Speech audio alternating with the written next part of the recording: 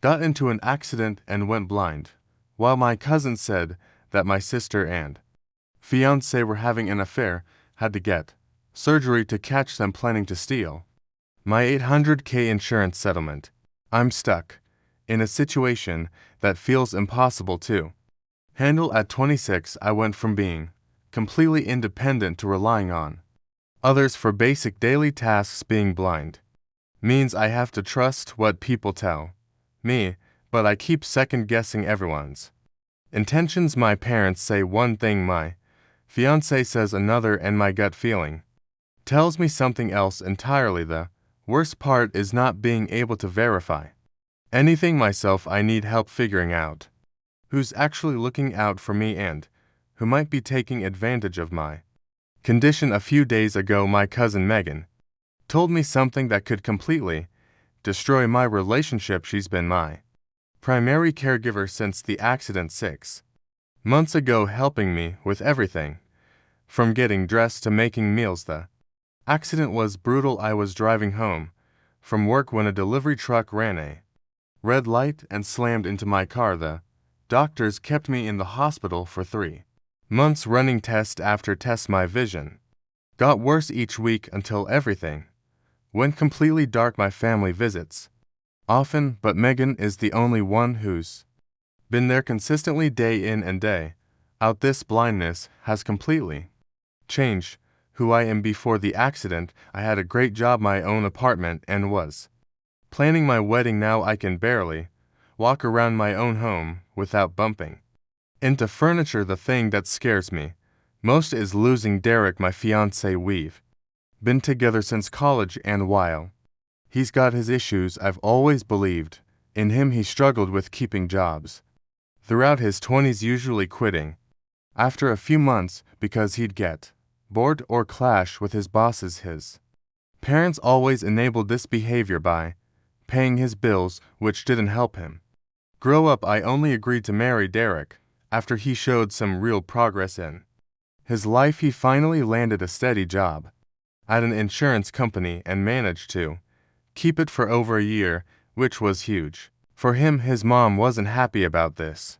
She wanted him to take over their family business, a small convenience store that's been struggling for years, but Derek wanted to prove he could make it on his own. I thought he was finally becoming the responsible person I always knew he could be. My parents weren't convinced, though, especially my dad, who wanted me to date his business partner's son. Instead, I tried breaking up with Derek after my diagnosis became permanent. I figured he wouldn't want to deal with a blind wife, especially since he was just getting his life together, but he completely refused to leave. He kept insisting that he'd spent years becoming a better person for me and wasn't going to give up now. My dad even offered to buy him out of the relationship, a fact I only learned about later from my mom. Derek turned down the money, which honestly surprised everyone, since he'd always been motivated by financial gain. Before the hospital stay was terrible. I spent weeks feeling sorry for myself, convinced my life was over. I couldn't even check my phone or watch TV to pass the time. The only thing that kept me going was Derek's daily visits. He'd bring me audiobooks, tell me about his day at work, and help me practice using my other senses. The nurses kept telling me how lucky I was to have such a devoted fiancé. Say my mom was skeptical, though she noticed he only visited during hours when other people were around, never early mornings or late nights when I really needed support. After 3 months in the hospital, my parents wanted me to move to their house.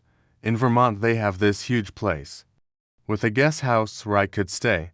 Derek immediately shot that idea down. He convinced everyone it would be better for my recovery to stay in familiar surroundings. That's when my parents suggested Megan move in with us. She's my mom's sister's daughter and has been a professional caregiver for 10 years. The arrangement worked well at first. Megan handled my medical needs. Derek went to work and I started learning how to work on things while being blind. I even began working with a specialist who teaches blind people how to use computers. My sister Alice helped with the wedding plan. She's younger than me by 2 years and has always been the more outgoing one while I was focused on my career. She was the social butterfly who knew everyone. Having her around made things feel more normal. The wedding planning gave me something to focus on besides my disability. Megan kept her distance during these planning sessions. She's very professional about her role as my caregiver, probably because she's been doing this job since she was 18. Her mother got sick when Megan was young, so she learned early how to take care of people. Unlike Alice, who shares all the latest gossip, Megan only speaks when spoken to. One morning while helping me get dressed, Megan said she needed to tell me something important. This was unusual for her since she typically keeps conversations focused on my care. She mentioned that in her 10 years as a caregiver, she's worked with over 20 families and developed a sense for spotting relationship problems. Last year, she even helped one of her elderly clients discover that his son was stealing money from his accounts. She said she couldn't keep quiet about what she'd been noticing in my house, especially since we're family. After about 5 minutes of her talking in circles, I asked her to get to the point. That's when she told me that she thought Derek and Alice were having an affair. I made her repeat it twice because I couldn't believe what I was hearing. My sister and my fiancé, the fiancé who turned down my father's money to stick by me after the accident. It seemed impossible when I pressed her for proof. Megan admitted she didn't have anything concrete. She described how they'd brush against each other unnecessarily when passing in the hallway, or how Derek would touch Alice's lower back when helping her reach things in the kitchen. Apparently, they'd gotten bold enough to do this even when I was in the room, probably thinking my blindness made me completely oblivious. Megan also mentioned hearing them whispering and laughing late at night when they thought everyone was asleep. She reminded me about last week when they both disappeared for 2 hours claiming they were getting supplies for the wedding. I wanted to completely dismiss what Megan was saying. Derek has his faults. He's terrible with money, still plays video games like a teenager, and can't keep his car clean to save his life. But cheating with my sister, this is the same guy who spent 3 years saving up for my engagement ring when he could have easily asked his parents for money, and the guy who sat through every single doctor's appointment after my accident. Plus, Alice and I have always been incredibly close. We shared everything growing up, from close to boyfriends, secrets. The idea of them betraying me seems completely insane now. I can't stop analyzing every interaction between Derek and Alice from the past 4 years. They started getting close during my parents' 25th anniversary party, where Derek helped Alice with her catering business. After that, they'd often grab lunch together when Derek was working near her office. I always thought it was nice that they got along so well, but now I'm wondering if there were signs I missed, like the time Derek insisted on driving Alice home after my engagement party because she'd had too much to drink, but they didn't get back until 3 hours later, or how Alice suddenly started showing up at our house most mornings claiming she wanted to help me get ready for the day.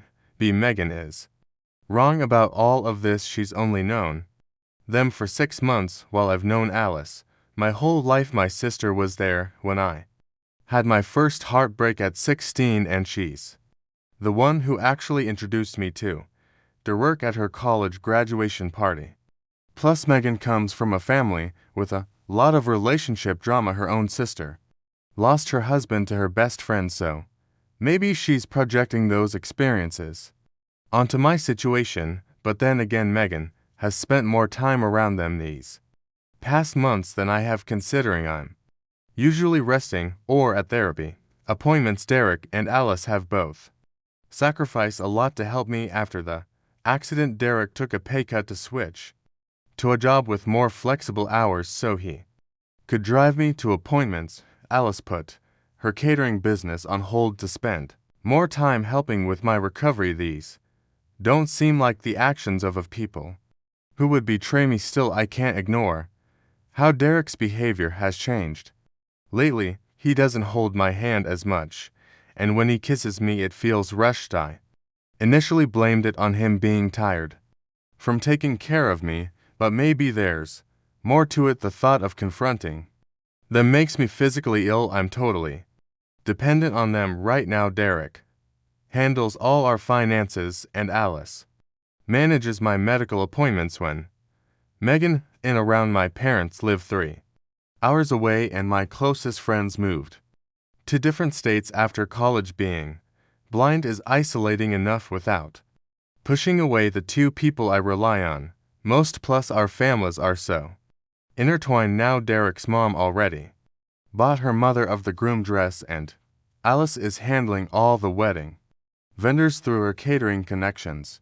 I've posted about my situation on a support forum for visually impaired people, hoping someone there might have dealt with something similar. Update number 1 2 weeks later. It's been 2 weeks since I last posted and updated. Sorry for any typos. I'm using a text-to speech program to write these posts, but it's not perfect. My friend Samuel from my support group recommended a proof reader who specializes in helping blind clients, so my post should be clearer now.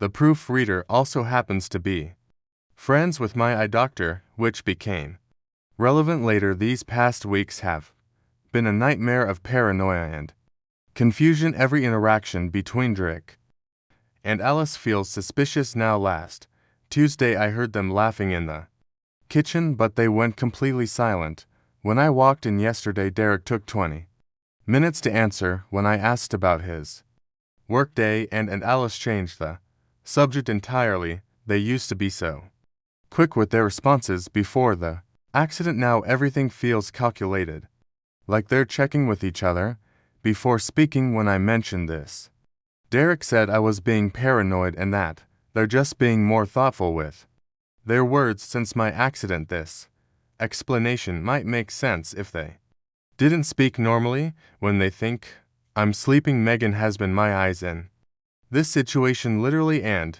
figuratively. She's watching them whenever she can, but it's tricky since she has to help me with basically everything. She takes me to physical therapy 3 times a week, helps me shower, and assists with my exercises. The only time she's not with me is when I'm sleeping or when Derek insists on helping me instead. She said she caught them having a heated, whispered argument in the garage last week, but they claimed they were discussing wedding centerpieces. The weird part is that we already finalized the centerpiece design last month. During my last checkup, my drive mentioned something interesting: the damage to my eyes isn't as permanent as they initially thought. There's a surgical procedure that could restore about 75% of my vision, but it's extremely risky. I could end up with severe complications, possibly affecting my entire nervous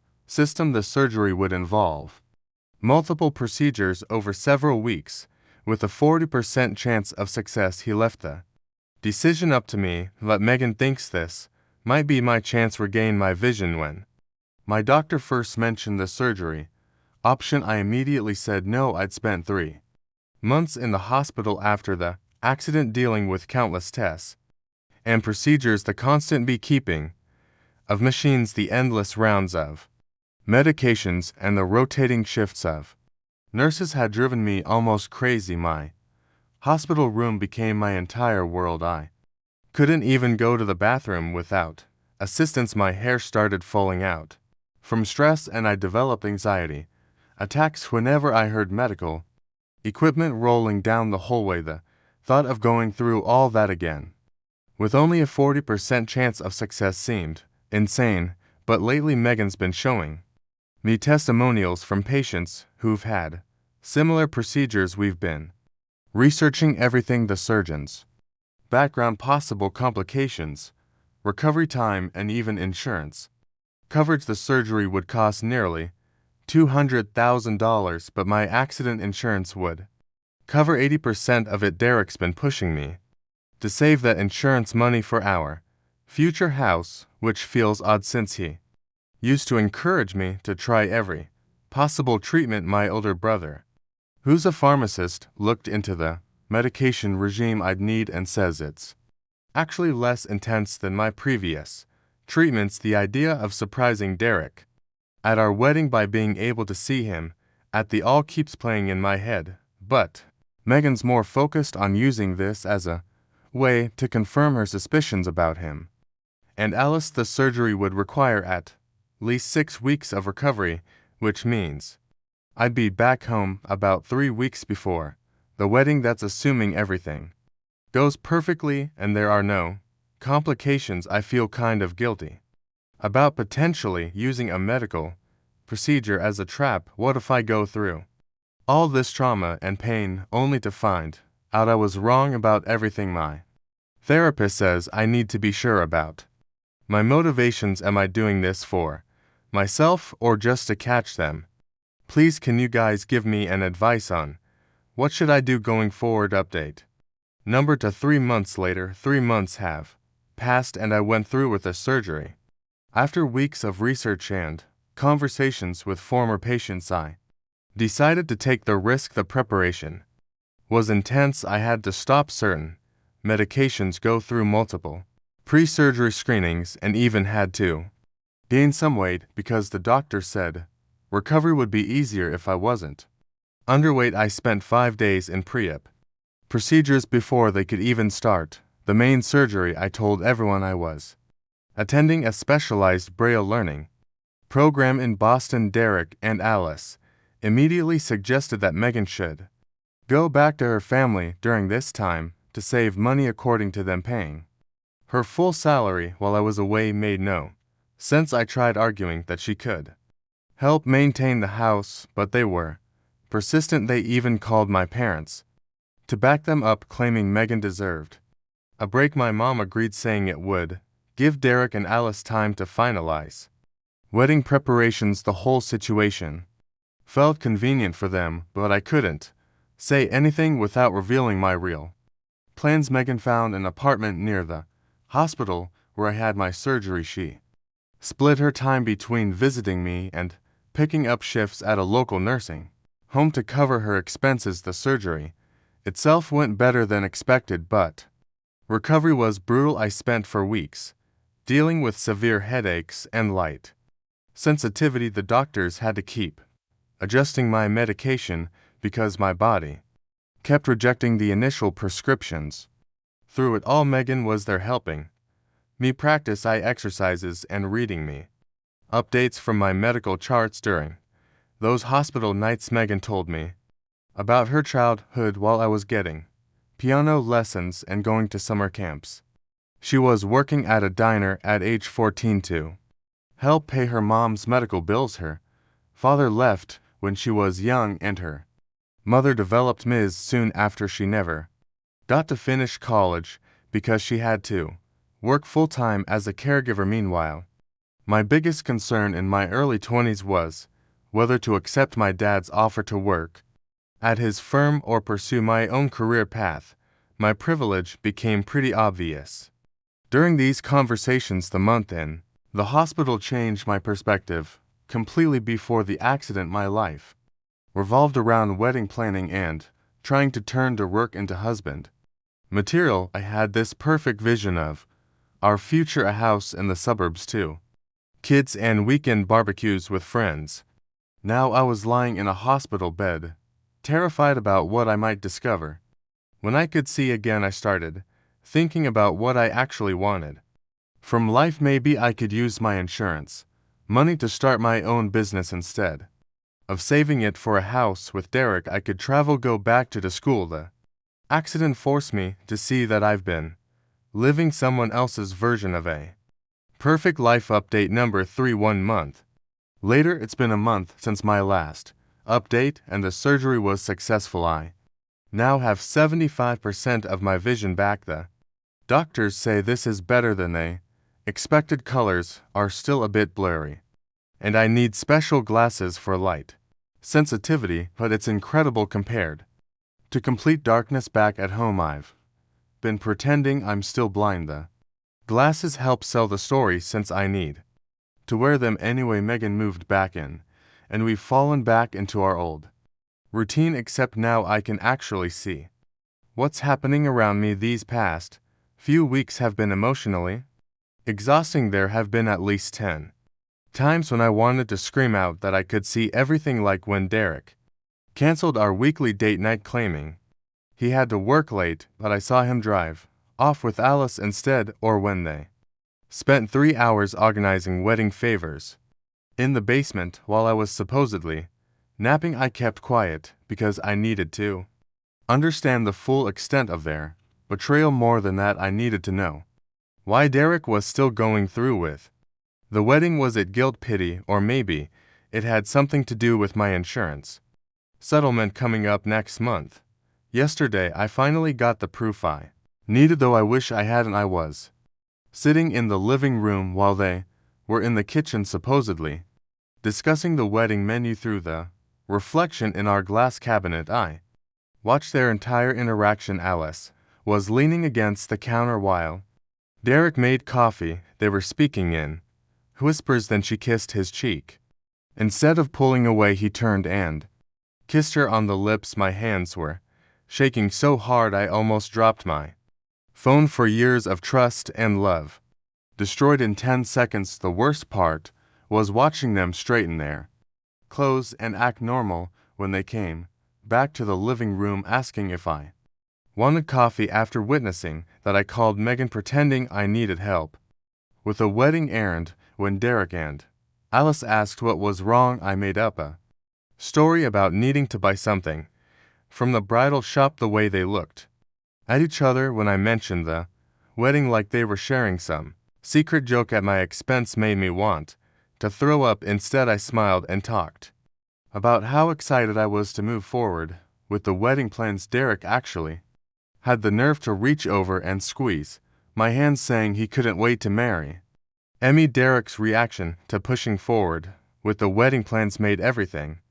click. Instead of looking trapped or guilty, he seemed almost eager. He and Alice shared this knowing look, and he actually grinned. That's when I remember the conversation with my insurance agent last month. There's $800,000 payout coming at the end of the year, mainly to cover future medical expenses and lost wages from my job if we're married. When that payment comes through, Derek would have legal access to those funds. The timing of the wedding suddenly made perfect sense. It's scheduled exactly 8 weeks before the final insurance settlement. The accident payout has been coming in smaller amounts until now. $5,000 here, $10,000 there for medical bills and rehabilitation, but the big payment was always scheduled for December. Derek's been unusually interested in my insurance paperwork lately, always offering to handle calls with the agents. He even suggested I switch to his cousin's law firm for handling the settlement, which I now realize would have given him even more control over the money. Last week, I overheard him on the phone with a real estate agent about a beachfront property, something we definitely couldn't afford on his salary alone. His behavior since the accident makes so much more sense now. He stopped holding my hand during movies. No more surprise hugs from behind. None of those little affectionate gestures he used to do all the time. He claims it's because he's afraid of hurting me, but I've seen how gentle he can be with Alice. Just yesterday, he helped her try on her bridesmaid dress. Meanwhile, he won't even sit next to me on the couch anymore. I checked our joint account statement. He's been taking Alice to expensive restaurants while telling me he's working late. I've decided to throw a pre-wedding party next week. Already sent out invitations to everyone. Derek's entire family, all our college friends, my co-workers, even his boss, who he hates. Alice is helping plan it, thinking it's just another bridal shower. She even convinced our parents to fly in early for it. The venue is booked. The catering is ordered not through her company, which raised some eyebrows, and I've prepared a very special slideshow. For the occasion, Megan's been helping me gather evidence, photos, bank statements, text messages she managed to screenshot from Derek's phone when he left it. Charging, they think they're so clever, but they have no idea what's coming. Final update: 4 days later, the wedding is officially canceled. Last night I ended my engagement in front of 60 guests at what was supposed to be our pre-wedding celebration. Everyone was there: Derek's family, my college roommates, our colleagues, even my old neighbors. The party started normally. Enough people were drinking champagne, eating appetizers, congratulating us on the upcoming wedding. Derek's mom kept showing everyone photos of the beach, how she wanted us to buy near them.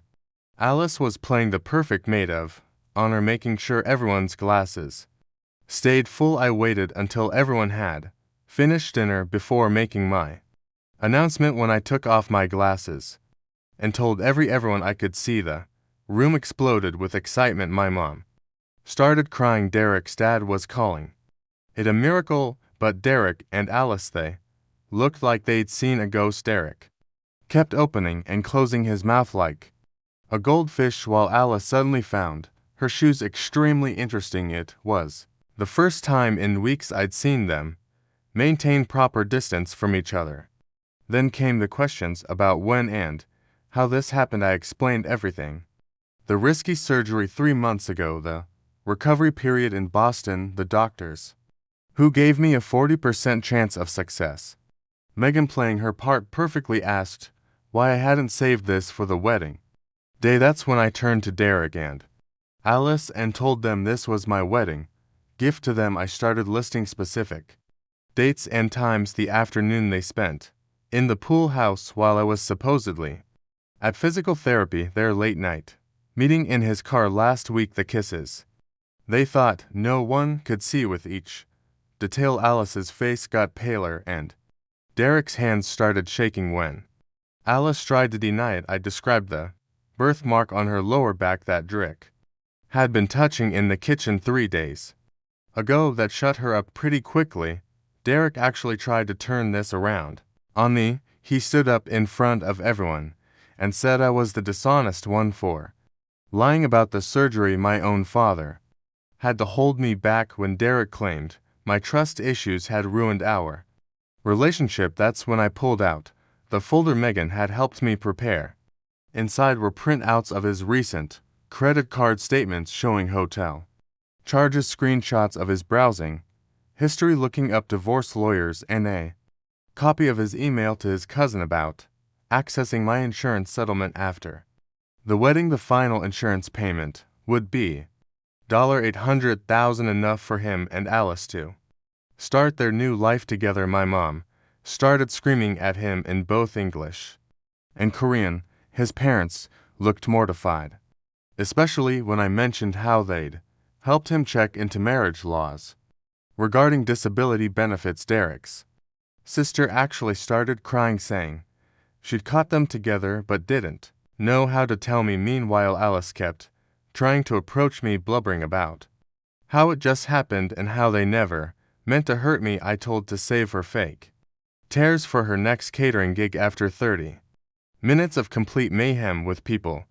taking sides and others trying to calm everything down, I'd had enough. I told Derek he had 24 hours to get his things out of my house. He tried arguing about his name being on the lease, but I reminded him that my parents had paid every rent check for the past year. My dad's already called his lawyer to handle the paperwork. Alice tried following me as I left, but Megan blocked her path. Last I heard, she's staying at a motel because our parents won't let her come home. I've been in my room since last night, ignoring the dozens of messages flooding my phone. My college friends want to take me on a trip to forget everything. Derek's mom keeps calling to apologize, but right now I just need space. The only person I'm talking to is Megan, who's been bringing me food and helping me sort through what's left of my relationship. The pain Comes in waves, 1 minute I'm relieved. It's over the next I'm looking at old photos, wondering if they were together. Even then, but mostly I feel stupid for not seeing the signs earlier. My mom warned me about Derek's pattern of living off others first, his parents, then me. He hasn't held a steady job since college, always claiming he was finding himself while I paid our bills.